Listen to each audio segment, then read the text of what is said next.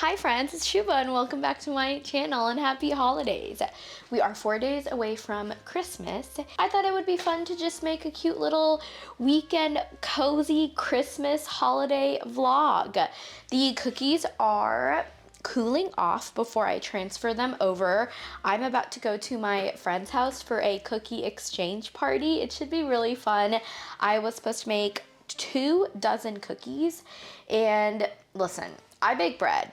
I don't really bake anything other than sourdough bread. I did get those take and bake cookies from Pillsbury, and don't knock it till you try it because they're delicious. I love that you can just eat them baked or not and just eat the dough. Ooh, so good. So I can't wait. They're a little big. I thought they would be smaller and they're a little smushed together, so I'll have to rearrange them. Today I'm going to that holiday cookie exchange, and then I thought I could take you along to one of my favorite local bookstores. Rainy Day Books is one of my favorite local bookstores, but I also have another favorite bookstore, and it's Monstera's. I haven't been in a while, and I did get a gift card for my birthday that I haven't used yet. So I thought we could go along and spend the day together and see what we get up to this weekend. I did start a book this morning. I wanted a holiday rom-com.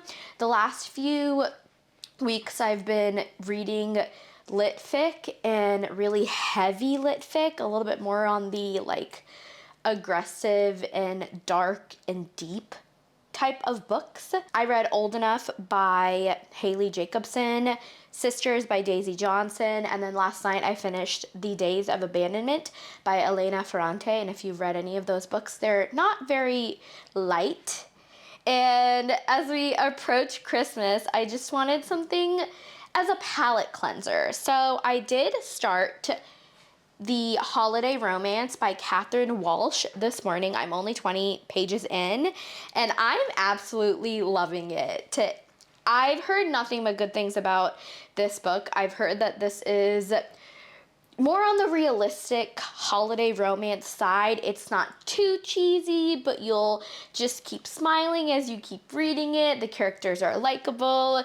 The setting takes place in Ireland, which I think is very different than a lot of the other Christmas holiday books that I've read. I have 4 days left until Christmas. Let's just end the year with a banger. This is about our 2 main characters, Molly and Andrew.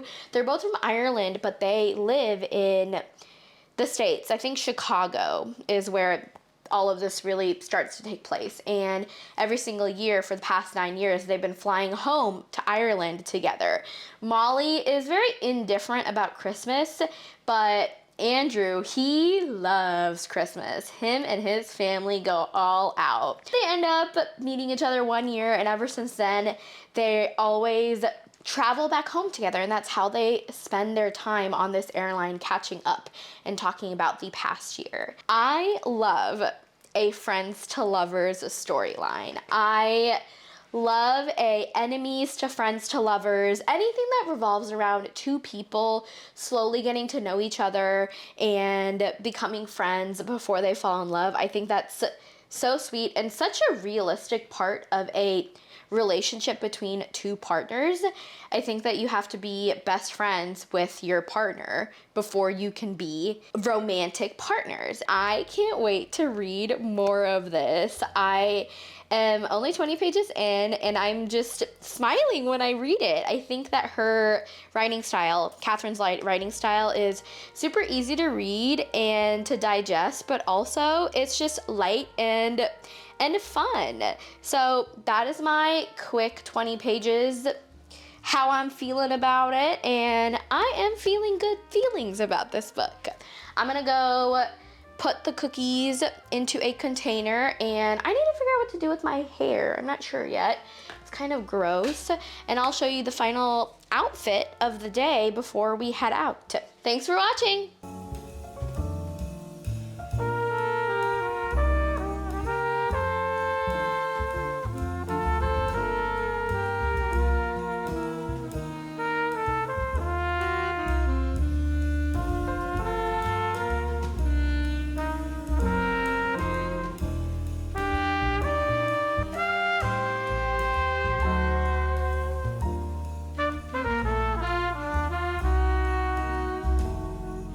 am back home. I stopped by the cookie exchange party and it was so cute. Look at how many cookies I got.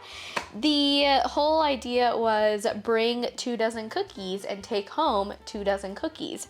So everyone made different types of cookies and it was nice that we all left with an assortment of holiday goodies. I can't wait to try all of these. You might need to snack on some a little later while I'm reading. I did stop by SUBHAREADSBOOKS after and it was really nice. I feel like I haven't been there in a little bit. I had a gift card that I got from my brother-in-law and sister-in-law for my birthday in August, and I just haven't had a chance to use it yet. So I went today and I got myself some good books. I was gonna say good books, but I started saying gooks.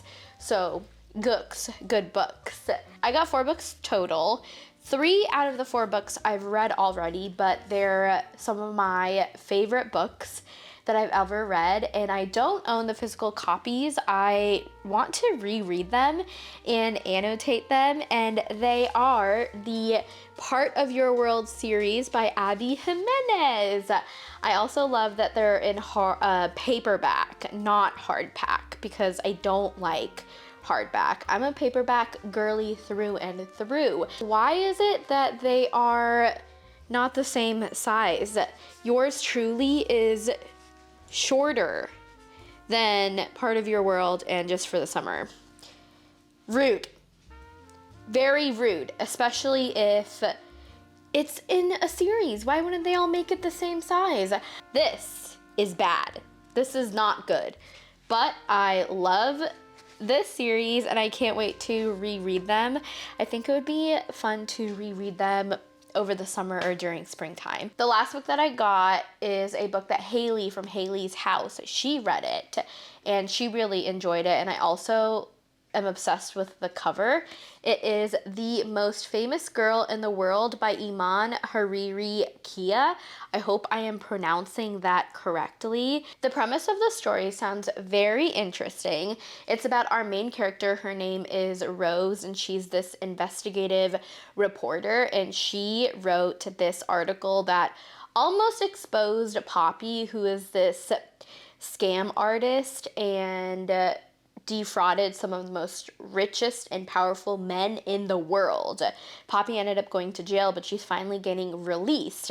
And during this time, Poppy just became one of the most famous people on the planet. Everyone is obsessed with her.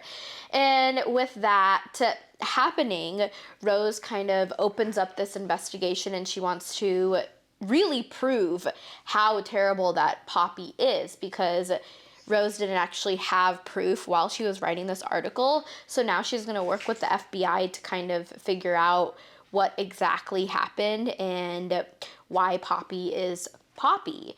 And the top says, a gripping satire of our society's obsession with fame.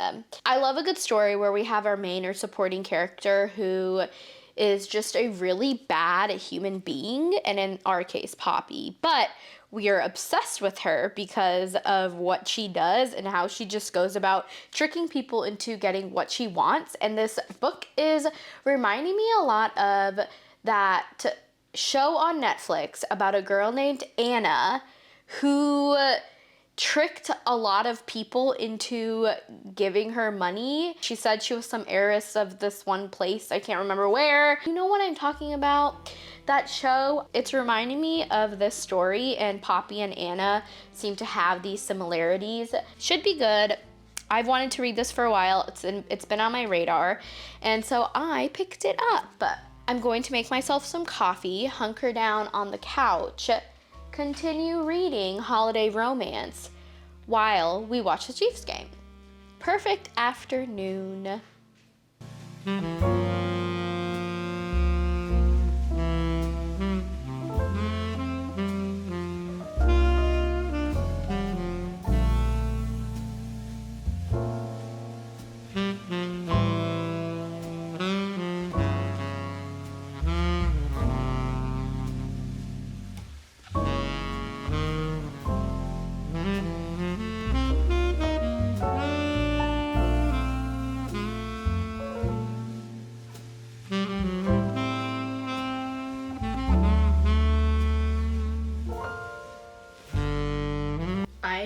so silly.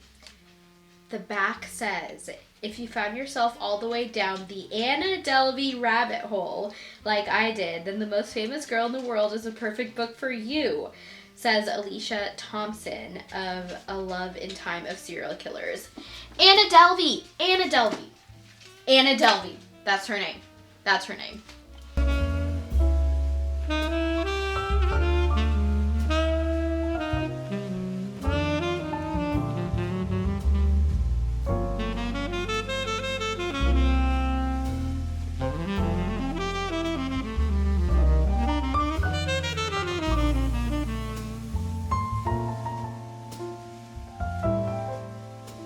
Remember when I said that I love a friends to lovers story?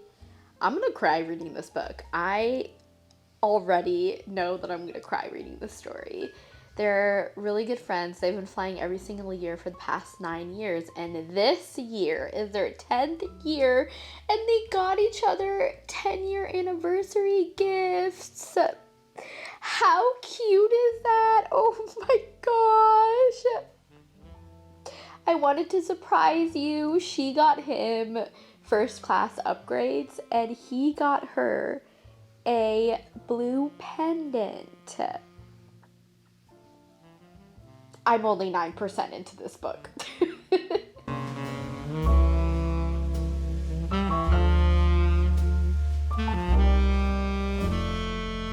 That love actually is all around. Let it snow.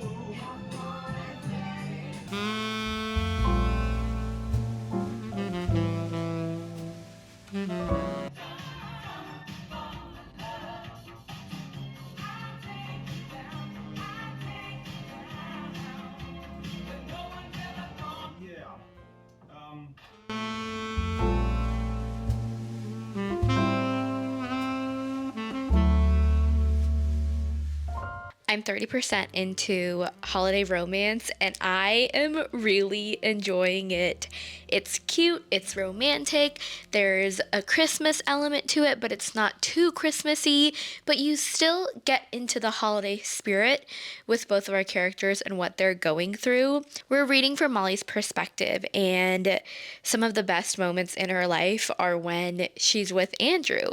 So she looks forward to this trip flying home together every single year.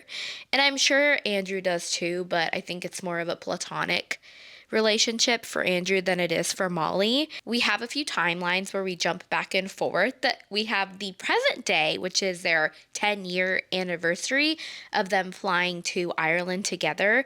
But then we also have years 1 through 9 that Molly is reminiscing, since this is her point of view. And we start to learn more about their friendship and how they went from feeling really awkward and uncomfortable on their first flight together to year 10, where they're celebrating their 10-year anniversary as friends and flying home together. However, the issue with this year is that there's a huge snowstorm and they can't get home. So now they're trying to find alternative ways to travel and get home, and now they're jumping from city to country just to try to get home to Dublin and make it home in time for Christmas. And what's really sweet is that Molly wants Andrew to have the best Christmas ever. Molly does not want Andrew to miss Christmas with his family because Andrew loves celebrating with his family. Andrew loves Christmas. Molly's pretty indifferent, which is what I liked about her character. She's not full on, I hate Christmas, I am like the Grinch, I don't celebrate Christmas at all, which is what we normally see in holiday romance and Christmas books. She's a little bit more indifferent, and I love that she cares so much for Andrew and that she wants to make this the perfect holiday ever. And so she's doing whatever she can to make sure that he gets home for the holidays. And I think that's so sweet in a friendship like theirs. And that's what I love about this story. I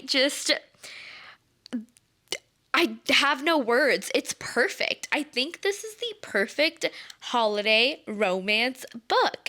And I know I'm only 30% of the way through. It's just really fun to see that there's a plot with the character development that we have between Molly and Andrew. It's really fun. They're jumping from Buenos Aires to Paris to London to Dublin. So this whole aspect of traveling, it's reminding me a lot of Home Alone and that series because of all of the traveling that goes on during the holidays in those movies. They should make this into a movie. I need to see this on the big screen ASAP. I am having such a good time reading this book, and I'm only 30% of the way through. I know I've mentioned before that I love a multi-point of view story, especially in a romance book, and I would love to see Andrew's point of view in this story, but I'm not too upset that we don't. I think that Catherine's writing style is flushed out in the way that Andrew and Molly are constantly having these conversations. So it kind of feels like we're getting his input in. It's not terrible that we're not getting his point of view. Obviously, I wish that we would. It's still really good, and I'm not sure what's going to happen, but I can see this being a 5-star read. I am loving it. I just finished Love Actually. Classic holiday movie. I watch it every single year before Christmas. That's my whole update for this book, and I love it. I will talk to you when I talk to you. Merry Christmas.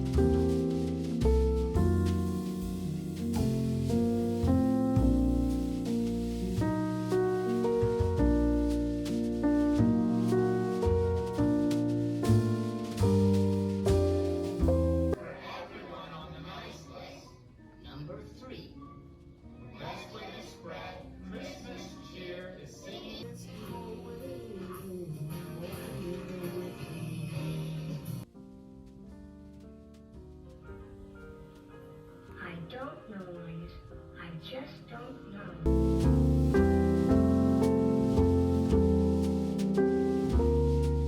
It's the next day, and I finished Holiday Romance by Catherine Walsh, and I loved it so much. It was perfect. I give it a 5 out of 5 stars.